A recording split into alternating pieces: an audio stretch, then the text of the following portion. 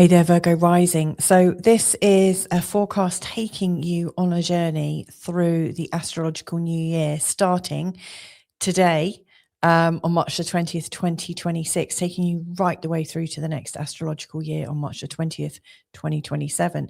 Now, in this forecast, I'm going to be looking at, I guess, what big things are happening. And so I'm going to be commenting on the position of the outer planets, what they're up to, and what they're emphasizing as a trend for the year ahead. I'm also going to be talking about 4 particular times I think are really important for you to just have a heads up on. But really kind of fixing it all together in such a way that's going to help you know where you're heading, like what path are you taking. So I'm having a look at this using a whole sign Western tropical model. And what that means is if when you look at your birth chart, you see the symbol for Virgo, just Virgo, and you've got Virgo in the first house, you're in completely the right place. But if when you look at your chart, you've got Virgo and Libra in your first house, then that's also a nudge to you to listen to the Libra reading. There'll be a lot of stuff in there cross over and really match, it'll feel really good. So anyway, let's have a look at the most important parts of 2026 and into 2027 for you. So as you're probably aware already, there's a lot of things happening in this year ahead, like loads, in fact. I mean, we've recently had both Saturn and Neptune go into the sign of Aries. They had a little spin in Aries last year. They tried it out for size before going back into Pisces, but they're now in Aries for the duration. Similarly, we've got Uranus coming into your 10th house on the 26th of April. Again, Uranus, had a little spin in the 10th house, took it for a little ride before going back into Taurus. However, in April, he is going to go back and he's going to largely spend his time in the sign of Gemini. So that's a big shift. The 10th house is a really important part of our chart. You'll also see, Pluto is pretty much staying in Aquarius for the next 17 years. He's already been there about 18 months. So, his pattern's getting a little bit settled if Pluto can ever create a settling. But he's been quite settled in your 6th house for quite some time. I'm going to be talking about Jupiter and where he's wandering from and to during this 1 year. He's going from I think 17 Cancer, right the way up to 27 degrees in the sign of Leo, and then he's going to retrograde back.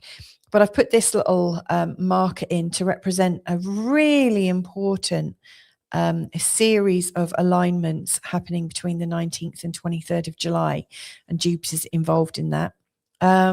We've also got Chiron. Now, Chiron has been safely and securely tucked away in your 8th house for what seems like forever. It's been since 2018, so it's been quite a while.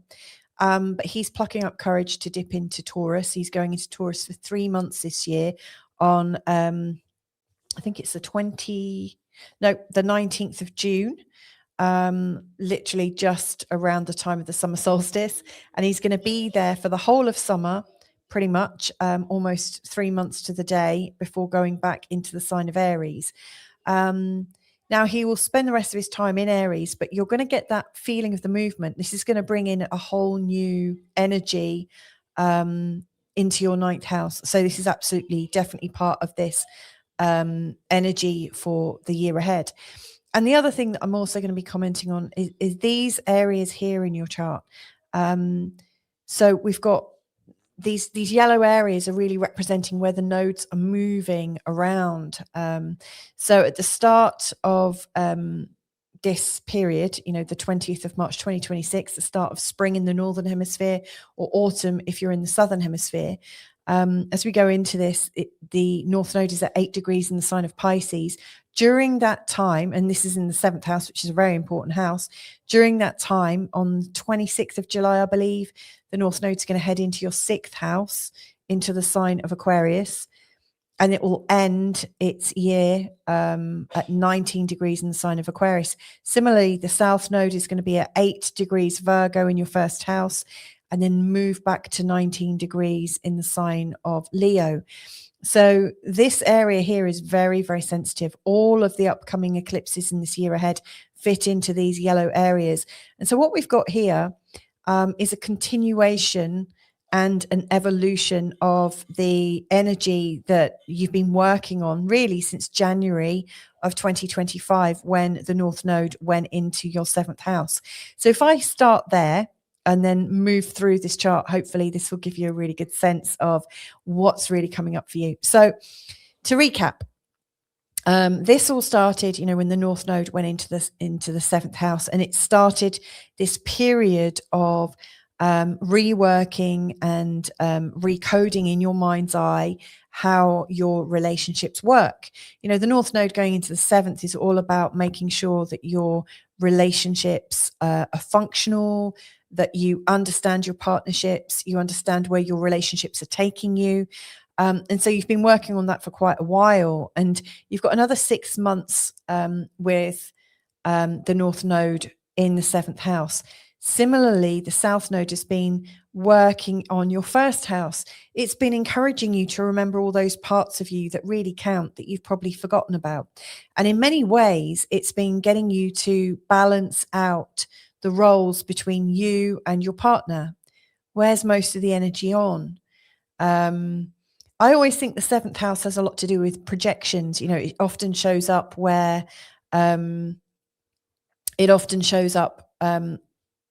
like sort of describing to us the things that we see in our partners, like the tendencies we see in them that we either deny exist in ourselves or we can't see it in ourselves. And so really what I think you've been working on is this journey of learning about yourself through being in relationship with your partner and friends and things like that.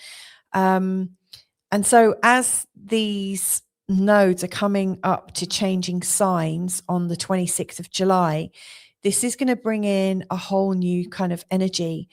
First of all, with the North Node going into 6th house, we get to see the knock-on effect of how good relationships and how what's happened in our relationships is going to affect our day-to-day life. Is there something that you need to change in terms of your routine, in terms of how you live together, how you organize your life together?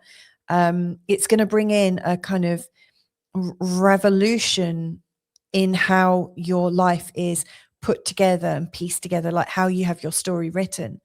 As the North Node goes into the South Node goes into your 12th house, I really think you're going to be reminded of some of your old thoughts, your old dreams, your old fears, your old anxieties.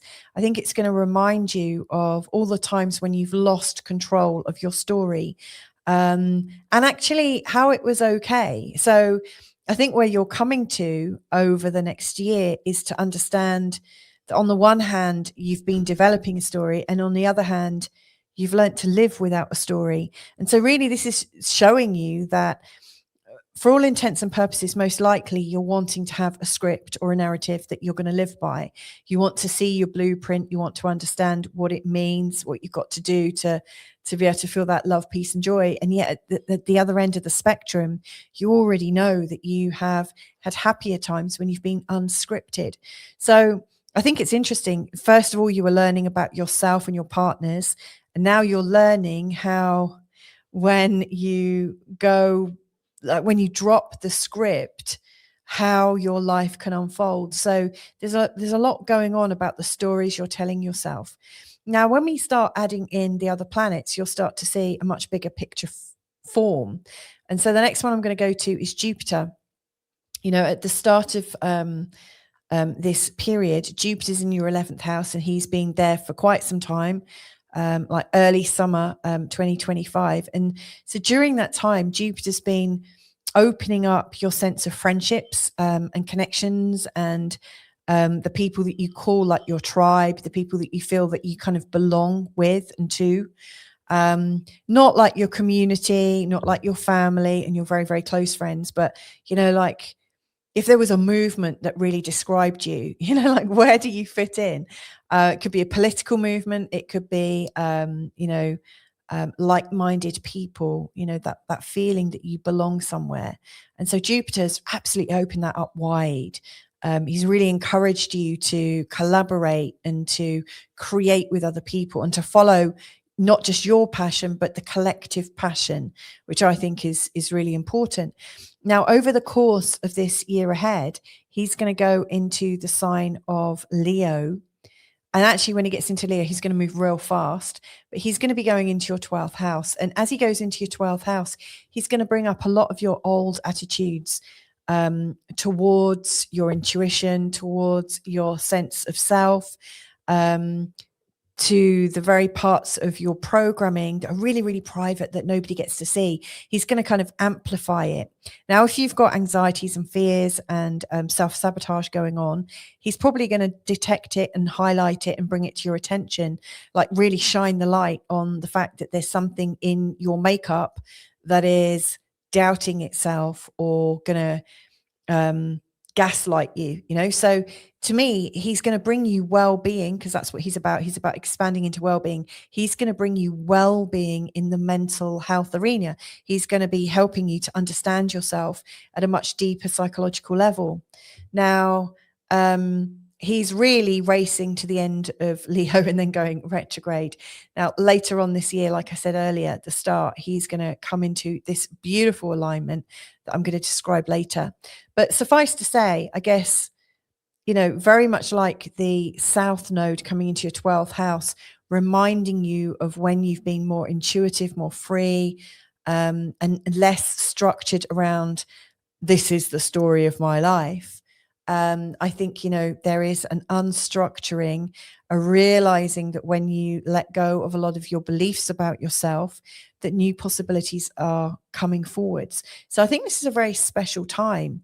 To me, it feels like one of the promises of this year is that you're going to start letting go of a lot of the fears you've had, a lot of the anxieties that you've had, so that something new can, fill up that space in your unconscious mind. So that if you think of your unconscious mind as a big garden, you can pull out the weeds and start intentionally sowing what you want to grow, in the back of your mind and in your intuition. So, yeah, I think the more silent and private side of you is going to expand exponentially during this time. Now, Saturn and Neptune. So interestingly, Jupiter's going into the 12th house. Saturn and Neptune are already in the 8th. And the 8th is a very, very private house. It's a place where we consider our ancestry, our place within the family matrix. We also consider the next step. And it might feel like a very brave and bold new step, like a rite of passage that you might be about to take. Now, Neptune here can really show where there's, I think, a lack of boundaries between you and the opinions and judgments of your family, in particular, like parents and the people you grew up with, and those old reputations about you that can seem to stick. There are guilt throwers, and maybe you are a guilt catcher catching it all. So anywhere where there's something unclear about your identity, I think that's going to come up as a theme to be resolved. Saturn coming in here is really asking you to get very clear about what's yours and what's not yours, so that your Neptune, like where Neptune has come in here, he's not going to pick up on too much blame, shame, guilt, and anger.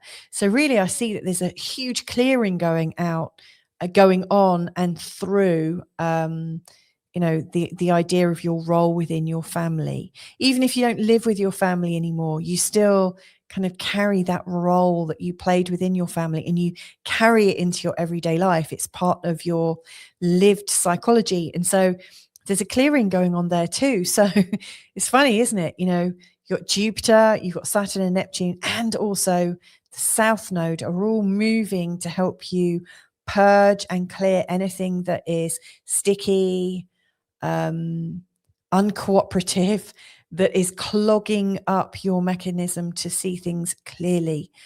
So I think this is going to be very helpful. And this is where spirit's taking shape as well. Now, you might also find that the family jewels, the assets that exist and possibly get shared between your family, you might find that there's some things going on there, a transference possibly a feeling that there's a greater level of support for you, that and actually maybe to be able to get that extra support from your family, maybe you have to drop some of those old beliefs about the role you're fulfilling. For instance, if you always felt like you were the black sheep, if you're holding that energy in your field, it's going to be very hard for you to receive an inheritance, put it that way. So I think you're absolutely getting ready to clear your field, purge your field, and actually get treated better by the people, maybe not your actual family, but it's like as you're clearing those energies around you, the other people, the people that maybe are in your actual real everyday life, they'll notice the difference. And I always think the roles we play out in our families, they repeat in our everyday lives. So this is a very profound year ahead for you. Now, when we add in Chiron as well, and we consider what are you healing, Chiron has already done a lot of this work for you, but he's a bit of an unsung hero. And Saturn and Neptune are coming up behind, really to make sure that, that any vulnerabilities that have been have alerted you that, that they exist, that Saturn and Neptune are going to come in and clear it up. Neptune's going to be there to give you unconditional forgiveness, unconditional love and generosity to yourself, and Saturn to put down some boundaries and some ground rules maybe. But as Chiron comes into the ninth, he's always bringing us a sense of where things are a bit open, a bit raw, possibly a bit wounded. He's always going to show us where we might still evolve. Now, Chiron can often show up as a coach and a mentor as well. So, where you've done your time and you've healed different aspects, you may well feel called into helping other people on their healing journey. But Chiron here is really showing us where our opinions are shifting, our religion, our spirituality, our politics, every part of our context about how the world works is changing. And that might make you feel a little bit vulnerable because, maybe you're changing in such a way that excludes you. Maybe some of your views are very different to the ones held by the people that have loved you throughout your life. So that might cause a little bit of vulnerability. You might feel like an outsider. You might feel a little bit foreign, which can absolutely happen with Chiron in the ninth. However, it can also show where you help people and you help yourself to either love feeling foreign in any situation and love feeling slightly out of sequence in terms of your belief systems and how they fit in with everyone else, but there'll be a joy in it as well. So you're going to get a taster of it. One thing that I notice with Chiron in the sign of Taurus is he wants to feel comfort. So he's not going to want to dive into the raw wounds and really, really work that core wound like a chiropractor might work with your ligaments and things. He's going to encourage you to get into the fresh air, to get a natural cycle in your life, to enjoy all the natural delights of wherever it is you're living, to be very much plain, simple, comfortable, joyful, generous. And all of those qualities are really going to help you expand and feel like there's a whole new kind of purpose for you that's emerging. Now, the big news, I guess, is Uranus going into your 10th house. And he is going to be there for quite some time now. And that's really showing you what you're innovating. Now, I've known many people who have had lots of clients that have had Uranus going into their 10th house, and it nearly always shows up, in my experience, as a need for freedom in your career. Maybe things have just got a bit too much. Maybe the patterns that you've held in your career have really, they're starting to feel very stale now. And, you want something that really fits you, not fits a role that you've been playing.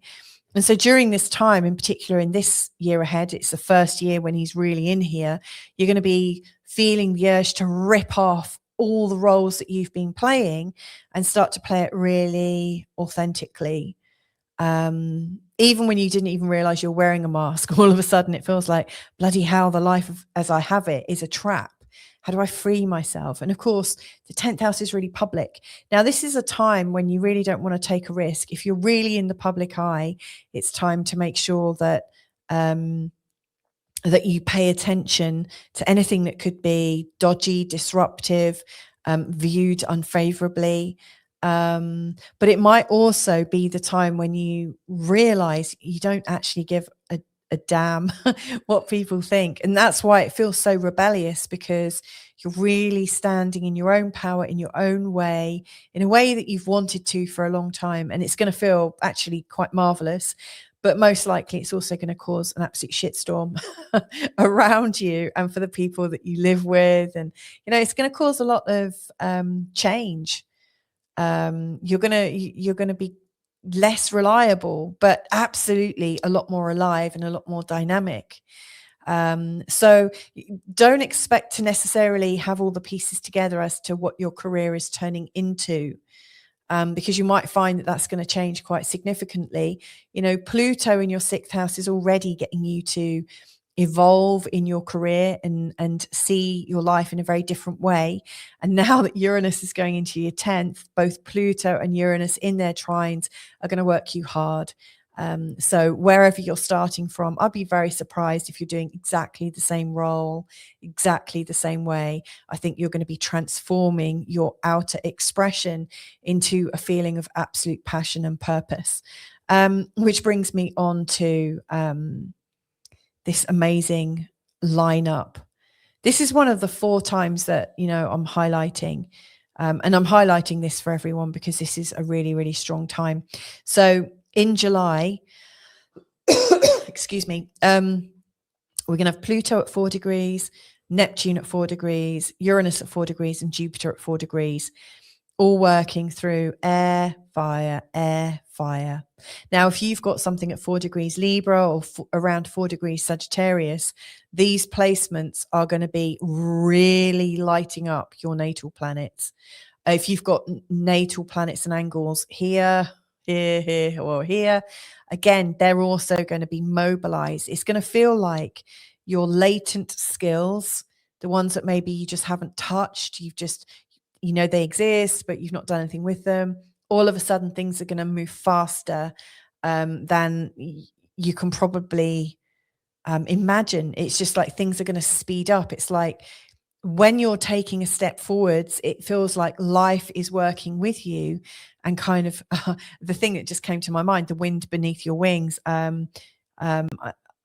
I'm not really a Bette Midler fan, I have to say. So I'm really embarrassed I've used that as an example, but, you know, like it feels like life is lifting you up. So my big piece of advice is, you know, at least by early July, have a feeling of what it is you'd like to move forwards in. You don't need to know how it's going to look, but like if you know it's your career, or if you know it's your home, or if you know it's your relationship, if you have something you want to transform or have a new possibility for, and you know you're looking for greater freedom, and to really know yourself and to really be able to live without a story and a script, if you held that intention as this is coming in, I really feel like this is lifting you up and beyond, so that all of a sudden the right things happen at the right time and your journey kind of manifests one step at a time, one in front of the other. So very deep time and a time that could change very quickly. But that's not all. There's a time before that, and it's actually quite soon, around the 16th, 17th of April, when we've got a new moon in the sign of Aries. It's in your 8th house. This is a huge time for a potential breakthrough, in particular with ancestral family matrix constellation stuff. There's going to be 7 planets in Aries, and this new moon is going to be exactly in a conjunction with Chiron. So I do think it's going to bring up an awareness of what feels sore and what doesn't feel very easy. And yet it's going to show you where the real work is. And I think it's a really, really dynamic new moon. It's going to bring about a hell of a change. And if you're ready to drop all judgments about like blame, shame, guilt, anger, and whatever role it was that you played in your family, then this is going to be such a decisive moment in your year ahead. Now, two other times I think that are worth mentioning is when the new moon is in your first house. That tends to happen once a year. Occasionally it happens twice. But in fact, you had two new moons in your first house last year, one at 0 Virgo and one at 29 degrees Virgo. But this one on the 11th of September, a new moon in your first house is an indication that it's, that it's time to reset. It's time to reset your body, feel a sense of, yeah, I know what I'm doing. I'm going to step forwards. And it might have something to do with your appearance. It might have something to do with how people experience you. But it's great. It's encouraging you to step into your confidence a little bit more. And there's another time that I also think is worth recognizing. And that's on the 20th of February next year, 2027, when there's a full moon in your first house. Now, my advice with both of these is be conscious of what's going on a good week before and start clearing in your life. Now, I always advise that coming up to a new moon anyway, because a new moon is like a seed point. And if you clear loads of space, like you don't chuck your seeds in a busy patch of ground, do you? You clear some ground a little bit to pop your lovely seed in, or your cutting, or whatever it is. So you need space for your new ideas to germinate. And so absolutely create a clearing before that new moon in your first house. Maybe even the previous new moon, which is actually an eclipse in your 12th house. Very, very powerful. So if you could clear some space for yourself from, I think, the 12th of August, by the time that next new moon comes around, you're going to be really sort of feeling quite empty and spacious, which I think is going to be really beneficial. But towards the time of the full moon, again, if you start clearing before a full moon, I know that doesn't make sense, but the full moon to me is like a big pregnant belly. You've been gestating ideas, or an idea, mostly ideas, loads of them, because around the time of full moons, in particular full moons in your first house, loads of stuff is flying around. It's like loads of psychic energy comes in. You're feeling quite overwhelmed often. And so my advice here is to let go of all the crap, all the things that don't matter, the things that you don't need to worry about, the things that you can give away, the things that you can let someone else manage. Let go of all the things you don't have to take full responsibility for.